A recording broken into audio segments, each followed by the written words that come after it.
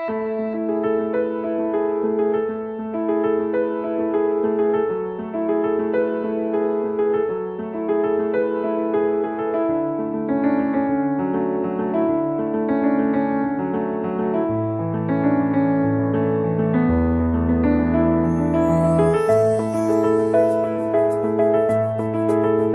مرة تبرعتي؟ 8 المرات ومازال بغيت المزيد، بغيت نزيد وماشي خسارة فيهم.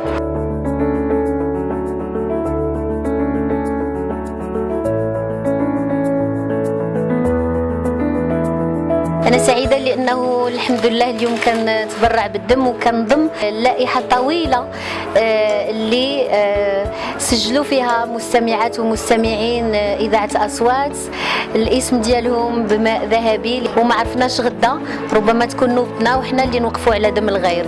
تبرع بدمك تنقذ حياة غيرك.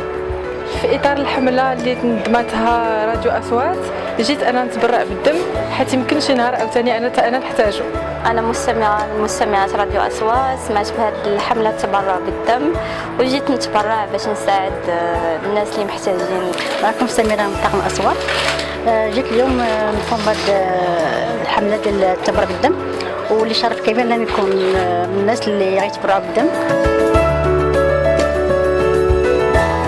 لان الدم ديالك الا عاش به واحد كان وقعت له حادثه الله يستر ولا كان مصاب بشي مرض، كيبقى داك الدم كيدور في الخلايا ديالو وكيعيش به واحد المده زمنيه طويله جدا حتى يتوفاه الله، فهذه كتعتبر صدقه جاريه.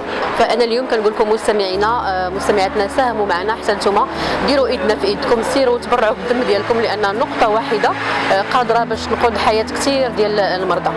أصوات كتنقذ حياتي. أصوات تنقذ حياتي. أصوات كتنقذ حياتي. أصوات كتنقذ حياتي. أصوات كتنقذ حياتي. أصوات كتنقذ حياتي.